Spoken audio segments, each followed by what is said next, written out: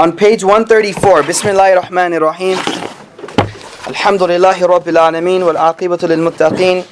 Salatu was salam ala Sayyid al-Awwaleen wal Akhirin Muhammad wa ala alihi wa sahbihi ajma'in. Inshallah, we are starting for page 134 in the beginning of guidance, Imam Ghazali rahimahullah ta'ala. In the section we are studying, Imam Ghazali has turned the attention on us and other people. How do we react and how do we interact with other people? So now look at this section here. This section is called Al-Ikhwatu wal-Asdiqa'u. Al-Ikhwa wal-Asdiqa'u. Brothers and friends. I need someone from there to read. I can't read. Number 1. The first duty. Listen to this closely. This is very interesting. To check for the presence of the requisite qualities of companionship and friendship. For you should not take as a brother one who is not fit for brotherhood. So the first duty when taking friends, he says, is to check for certain qualities. Check for certain qualities. The Messenger of Allah sallallahu alaihi wasallam said, a person's religion is only as good as that of his friend. So let each one of you consider well whom he befriends. Look at this hadith again. A person's religious life is only as good as that of his friends. So let him consider well whom he befriends. If you seek a companion to be your partner in learning, or your friend in matters of religious life or worldly life, look for 5 qualities. So look, he's saying either you want a religious friend, you want a partner to go to school with, or you just want any type of friend. He says look for 5 qualities. Number 1, al-aqlu, intellect. There is no good friendship with a foolish person. If the person is foolish, right away he's telling you, you can never make a fool your friend. For such friendship will only end in estrangement and breaking off relationships. Breaking off relations. This person may even harm you while intending to bring you benefit. He's a fool. He doesn't know right from wrong. He doesn't know what's good. So he'll hand you a spliff or whatever you call it because he thinks this is good. But he's harming you. This person may even harm you while intending to bring you good. For an intelligent enemy, look what Imam Ghazali says. For an intelligent enemy is sometimes better than a foolish friend. An intelligent enemy is better than a foolish friend. Ali radiyallahu an said, وَلَا تَصْحَبْ أَخَ الْجَاهِلِ جَهْلِ وَإِيَّاكَ وَإِيَّاهُ. Do not befriend the ignorant person. Let both of you beware. فَكَمْ مِنْ جَاهِلٍ أَرْدَى حَلِيمًا حِينَ وَأَخَاهُ. For how many an ignoramus have brought to ruin a gentle forbearing man when he befriended him. Look at this poem, it's beautiful. How many people were very forbearing and gentle, but because of their ignorant friend, they were brought down. A person is measured. يُقَاسُ الْمَرْءُ بِالْمَرْءِ إِذَا مَا هُوَ مَا شَاهُ. A person is measured by the company he keeps, like one pair of shoes placed next to another. Everything is evaluated in comparison to its peer. وَلِلشَّيْءِ مِنْ شَيْءٍ مَقَايِيسٌ وَأَشْبَاهُ. Everything is evaluated by comparison to its peer. وَلِلْقَلْبِ عَلَى الْقَلْبِ دَلِيلٌ حِينَ يَلْقَاهُ. The heart will reflect the reality of the heart it keeps company with. The heart will reflect the reality of the heart that it keeps company with. Your heart will show, you will feel, you will think about whatever your company's feeling, thinking about, and going through. That was the first thing we should look for. So the first thing we should look for is a smart friend. A smart friend. Number 2, husnul khuluq, good character. Look at this. فَلَا تَصْحَبْ مَنْ شَاهُ مَنْ سَاءَ خُلُقُ وَهُوَ الَّذِي لَا يَمْلِكُ نَفْسَهُ عِنْدَ الْغَضَبِ وَالشَّهْوَةِ. Do not befriend with a person of bad character. That is, someone who cannot restrain his anger or control his desire. If he can't control his desire, he's going to push you out of controlling your desire. Alqama al-Utaridiyu rahimahullah summarized the traits of a good character in the counsel he gave to his son when he was near death. So Alqama, he was near death, and he gave these words of advice to his son. Look at these words of advice. He says, Ya bunayya, O my son, if you wish to befriend someone, take as your friend a person who, if you serve him, protects and preserves you.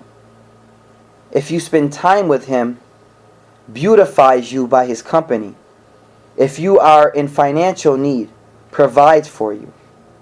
Take as your friend one who, if you extend your hand towards something good, assists you in it.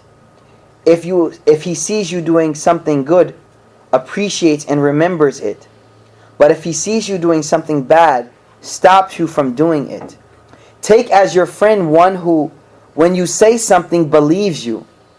When you attempt something, accepts your leadership. And if you should dispute about something, prefers you to himself. This is who he says take as your friend. I want to read it one more time. O my son, if you wish to befriend someone, take as your friend a person who, if you serve him, protects and preserves you. If you spend time with him, beautifies you by his company. He makes you better. If you are in financial need, provides for you. Take as your friend one who, if you extend your hand towards something good, he helps you, assists you. If he sees you doing something good, appreciates it. He doesn't hate on you. He appreciates and remembers it. Yeah, I remember that time you helped me. I remember that time you did this good. I remember when you did that good.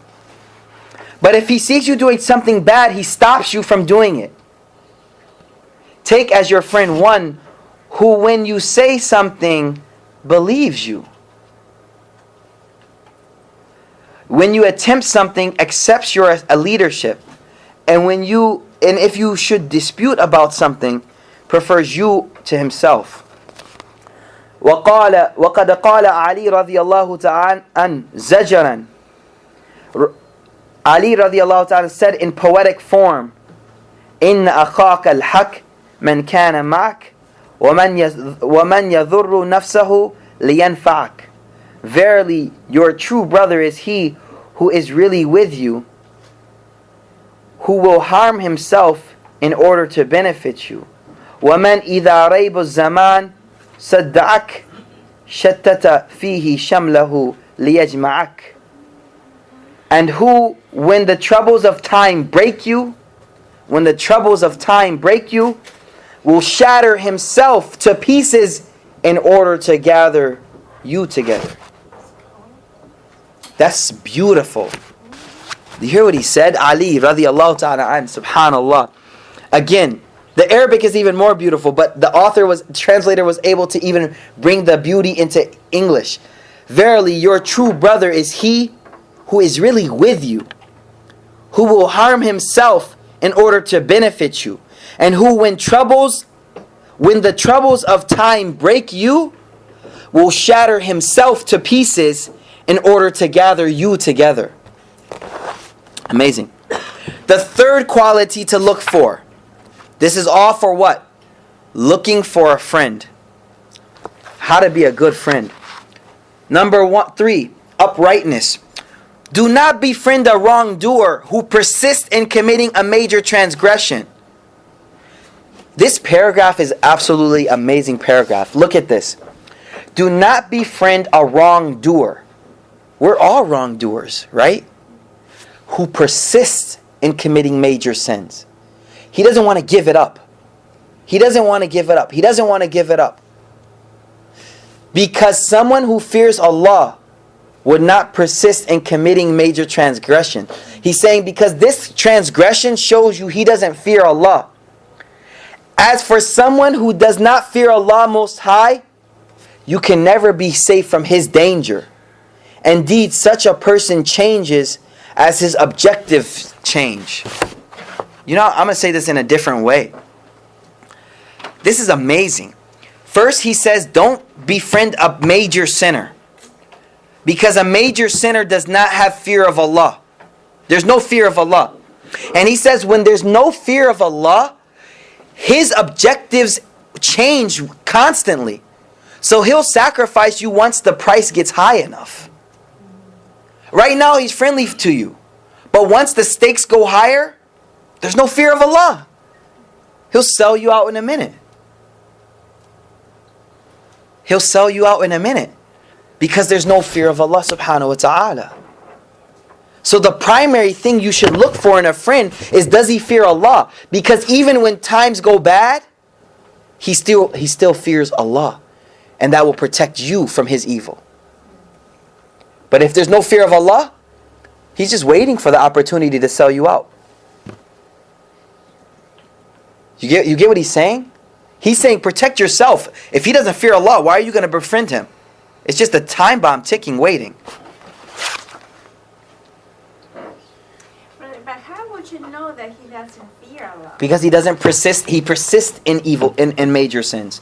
Not small sins, major sins. And he persists in them. He doesn't even want to give it up.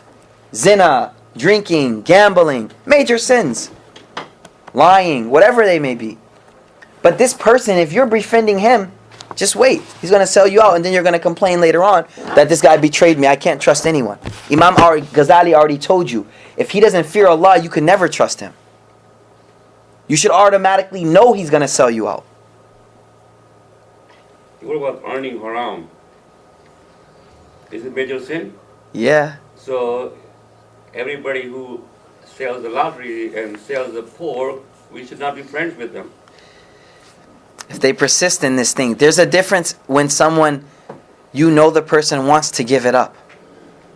There's people... They're not giving up. They're from 1 station to 2 stations to 3 stations to 10 stations now. They're not giving up. I know. They're promoting. They're getting bigger and bigger. Imam Ghazali is clear, brothers and sisters. You need to be careful with befriending people like this. Because it's clear. It's clear. Let's keep going. Let's keep going. Almighty Allah the Majestic said to His Prophet, do not obey someone whose heart we have made heedless of our remembrance, or follows his inclinations, whose case has gone beyond all bounds. This is Quran. Do not obey someone whose heart we have made heedless of our remembrance, who follows his inclinations, whose case has gone beyond all bounds. You must be wary of friendship with a wrongdoer. For witnessing wrongdoers, this is the most pivotal and essential point of why you cannot befriend a wrongdoer. Look at this. For witnessing wrongdoers and their transgressions on a regular basis will remove from your heart all sense of their enormity. That zina doesn't become a big deal. Yeah. Lottery doesn't become a big deal. I see it so much time, all the time. It's not a big deal anymore. Drinking alcohol all of a sudden doesn't become a big deal. Because I see it so much. I'm witnessing it constantly. So the primary reason why we have to hold back from befriending these people is because you desensitize yourself. It becomes nothing now. So what? Jay-Z, no big deal. We listen all the time. The other person, as soon as he hears it, he's like, astaghfirullah, astaghfirullah. Yo, bro, I don't want to hear that right now. And the other thing also, brother, I think is, if, for instance, you don't witness them doing it, but if they bring you closer to it, you know, they'll say, oh, we're just going to drive by here, or we're just going to go by and go to this other place, and we may, you know, see something in the way. Yeah. But I think that's the most dangerous thing that I think our youth these days, or as we experienced when we were young too, Yeah. we think that that's not going to affect it as long as we don't do it. Yeah, exactly. You think if I don't do it, I'm okay. Yeah. I could be around it. Yeah. But right away, by Imam Ghazali is telling you, by being around it, you've already taken the enormity of it out of your heart. It's not a big deal anymore. It's not a big deal. This is one of the problems when you watch a lot of the shows that flaunt these issues. All of a sudden, fornication is no big deal because it's constantly being talked about on left and right. So it's not even a big deal. When the imam says something about fornication, you're like, why is he stressing this thing so much? It's not a big deal. Because you see it so much. And that's the problem with befriending such people. See, what happened in this society, that people, when you say couple is living together or having boyfriend, girlfriend, and say, oh, this is the individual, let him be on his own. Yeah. Don't worry about it. But we talked yesterday, brothers and sisters. A lot of the youth didn't come to halakha last night, but last night we talked in detail about how music is systematically desensitizing you to very gross and indecent things, and showing you the nakedness of women, showing you the tight clothes and all this, is so you get used to it. It's no big deal that I can see the whole form of your body. Yeah. And we spoke about this yesterday, that it's one of the signs of Qiyamah. Rasulullah ﷺ said clearly that there will be women clothed but naked. So the Sahaba said, how can someone be clothed but naked? And today we see it clear as day. They're fully dressed, but the entire form of the body is right before you. No shame. Yeah. No shame. Every crevice, everything, every shape, everything is right before your eyes. But to us now, we've been so desensitized to it that it's no big deal. Normal. So what? You can see my thighs. That's a huge thing. That's a huge thing. But you're so desensitized to it by being around these people that it's no big deal now. Yeah. It's no big deal. You know, even the language, shacking up, or you got to hook up, is derogatory. Even the language used to describe these types of relationships. Subhanallah. Doesn't make sense. Subhanallah. The music is the most detrimental thing. I'm telling you, brothers and sisters, the music is an industry out for you. So you better be careful. You better be careful. Straight up. There's a native Deen group, and they have a song that it says, and it's really interesting because they said it's all connecting the dots. It's all already planned for you. Yeah. And you know what's funny? The producers who produce this music, their children are the farthest away from this stuff. They just feed it to us. The producers on the top, their children are far away from this stuff. In the seminaries and in the synagogue or wherever they may be. But far away from this. But we, the common people, are fed these things to destroy and feed the market. Whatever. Going too deep for you, it's reality. It's reality. So the point is, you befriend those who are upright and fear Allah.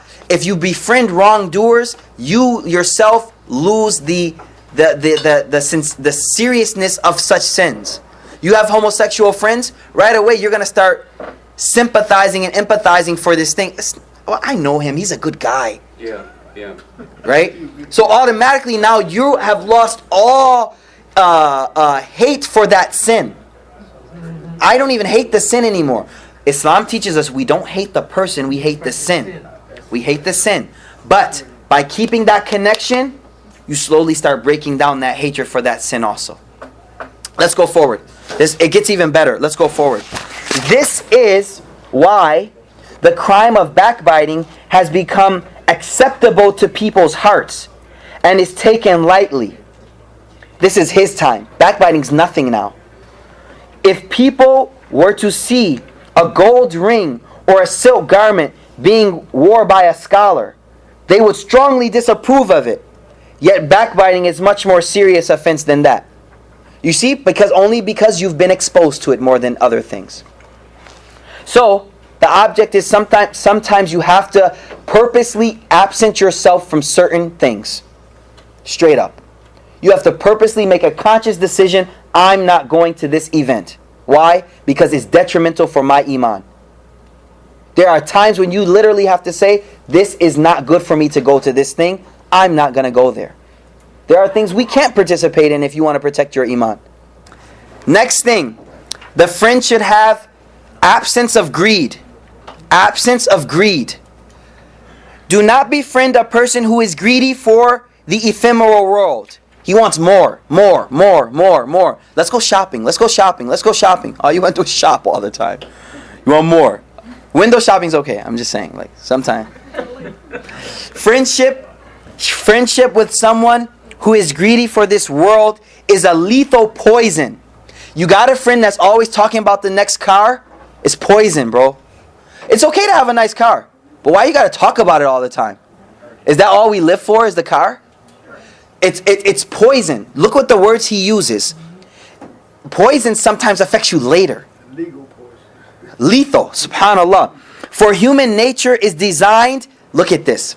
Look what Imam Ghazali says. Human nature is designed to imitate and follow by example. MTV knows this. BET knows this. The news knows this. They know this, they study it. They know you follow. So let's give them someone to follow. Indeed, one person's nature may take from another without even realizing it. You're sitting with this girl, this guy, you're taking from them. You don't even realize you're taking from them. It's entrainment. Walk next to someone. I'm sure you've heard this before. Walk next to someone and try to walk in different footsteps. Try to walk next to someone and alter your footsteps from them. It's very hard. Almost impossible. Our minds automatically entrained. We walk in the same step. Women know that their bodies entrained with those around them. You naturally connect with the person you're with. Be careful who you're with. If this guy's a greedy person for the world, you'll notice it starting to sink in there. Or you won't notice it. That's even more dangerous. Let's keep going. Indeed, one person's nature, basically there's times when you have to literally say, I can't be around this person. I don't want, it's dangerous for me. This person's on a different track than me. That's it. Or sometimes, they're not going to tell you exactly what's going to happen there. Yeah, that's for sure. And then You fall into it Exactly. mistakenly. Yeah, exactly. You don't know that, whatever. It happens when you go to parties and stuff, you don't know what's going to happen. You think it's one thing, it's a totally different thing. One person's nature may take another's without even realizing it. So keeping company with one who is fervently attached to this world increases your own greed for it. Your own greed will grow for it. While being with someone who has renounced this world will encourage your own renunciation of it. Okay, listen. We love friends. All of us need friends. So Imam Ghazali's not saying don't have friends. Befriend someone else. There's other sisters, brothers on the same level as you that have the same objective as you. Befriend them. Befriend them. It's not saying don't pick any friends, don't have any friends, but pick wisely and be around those people. Be around those people. Or else you'll blame yourself later on that, why am I so messed up? I didn't do anything. Exactly. Everywhere it happens because of people around you. Next one, honesty. Honesty. You need an honest friend. This is very hard to find. Number 5, do not befriend a liar. Do not befriend a liar. For you will always face deception from him. Subhanallah. Most of us, I'm sure we all have experience with this. He is like a mirage.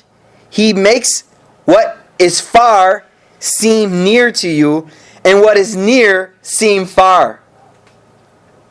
That's what liars do. Again, he makes what is near seem far. Man, you can do tawbah later. You'll be old later, man. Right now is the time for fun.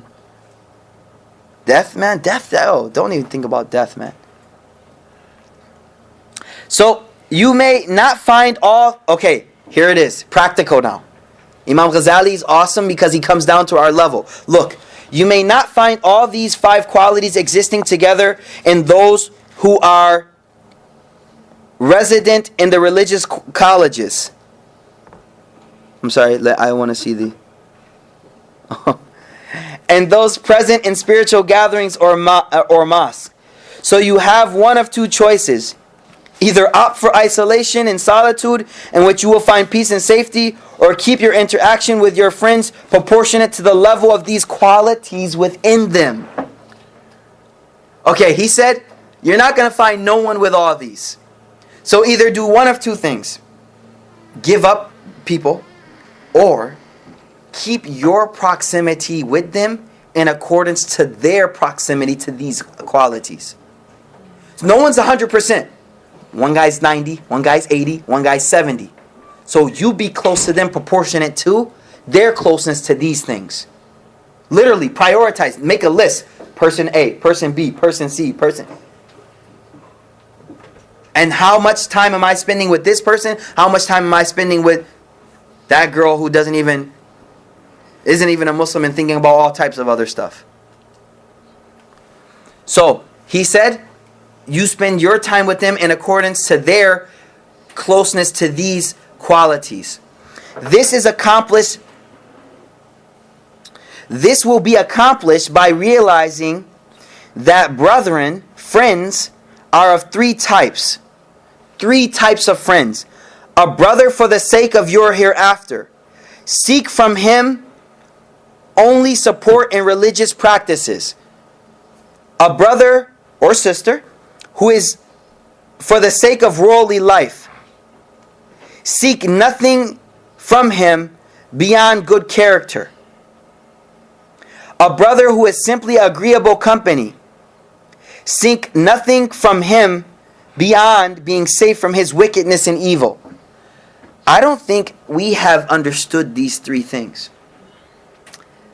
Let's reword it a different way. Can someone reword this one? A brother for the sake of your hereafter. Seek from him only support in religious practices. A brother for the sake of worldly life. Seek from him nothing beyond good character. What does it mean? Like, you see, if someone is good in being religious, but they're greedy for this life, then you don't hang with them on a social level, but you hang with them there at the masjid.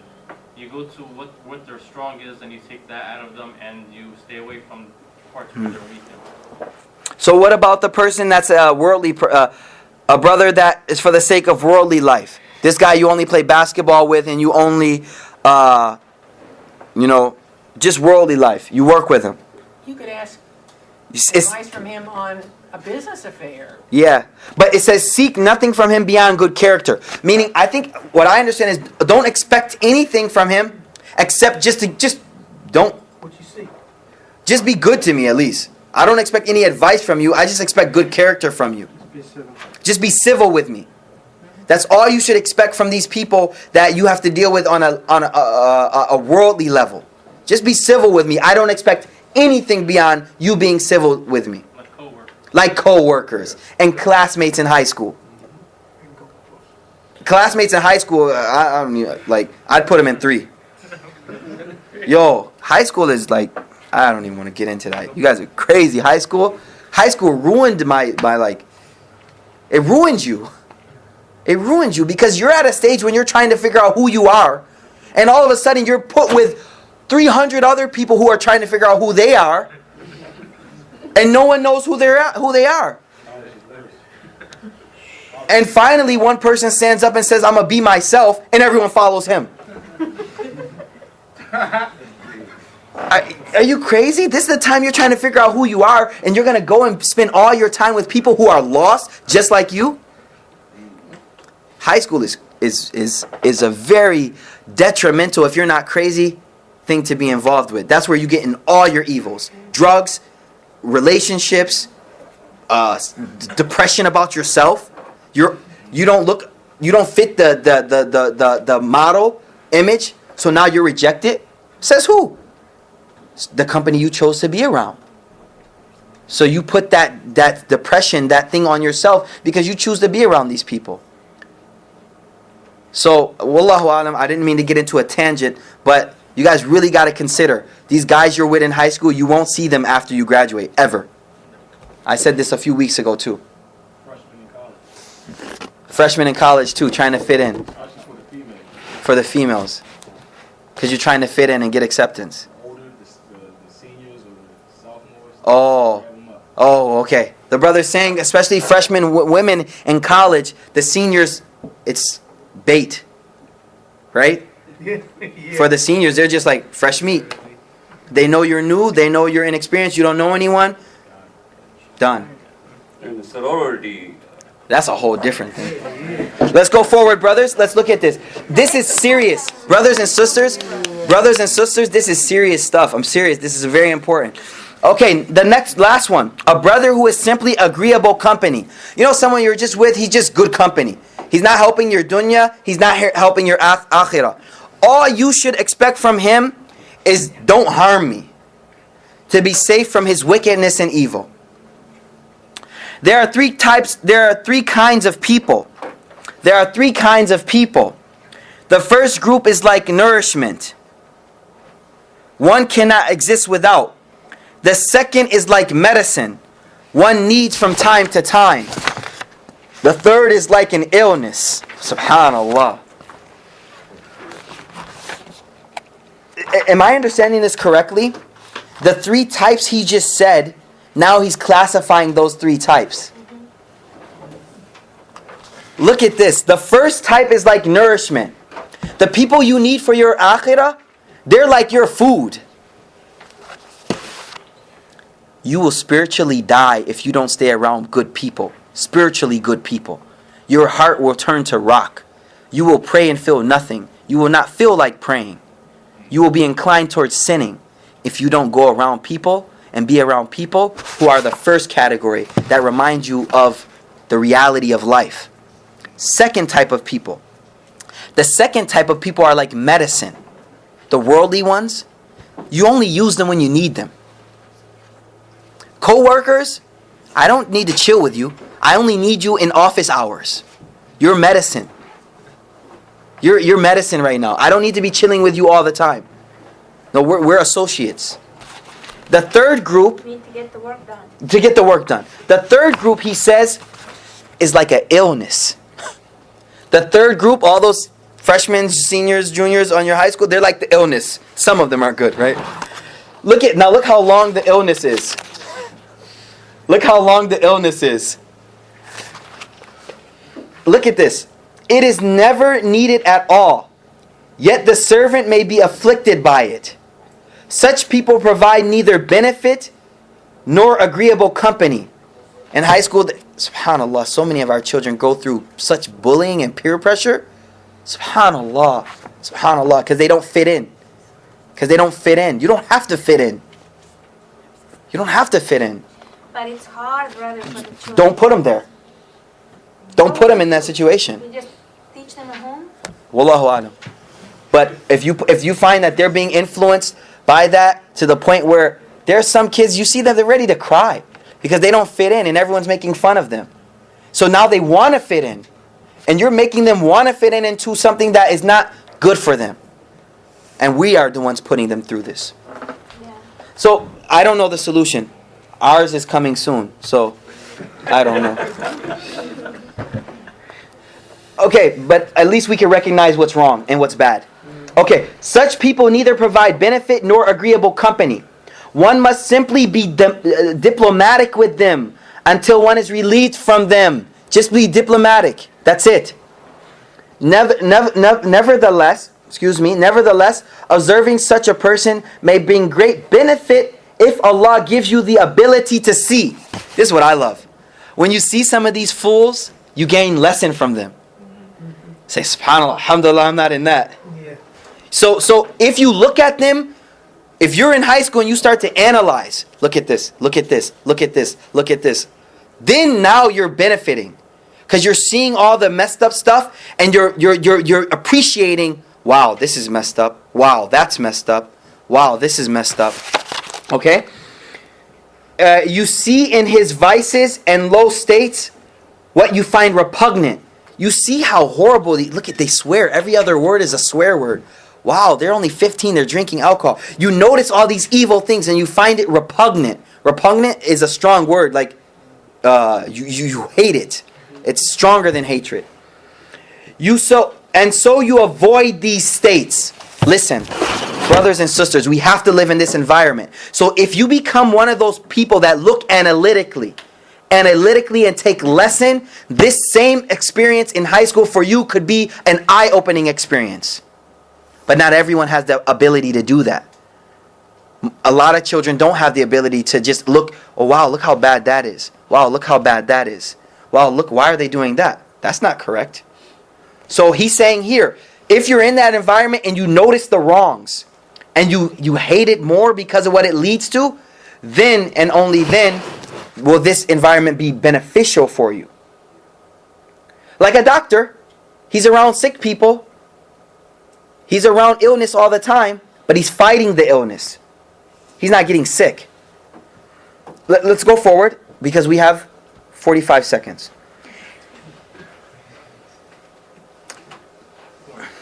Indeed, the fallacious one is he who takes a warning from others. If you can learn from the faults of others, you are very fortunate. And the believer is the mirror of his fellow believer. It is said that Jesus, may Allah send blessings and peace upon him and on our Prophet, who refined your character. They asked him, who refined your character? He said, no one refined my character. I saw the poor behavior of the ignorant one and I avoided it. I saw the behavior of the ignorant people and I avoided it. I went to high school and watched what they did and I said, okay, I'm not doing that. That's how I made my character good. It's hard. You have to be a very strong person. Indeed he spoke the truth, meaning Isa, Jesus. For if people were to avoid within themselves what they find reprehensible in others, their character will be refined without any need of a guide.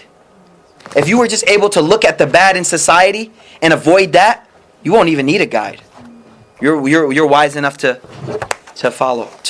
In a back home, when you send the message to the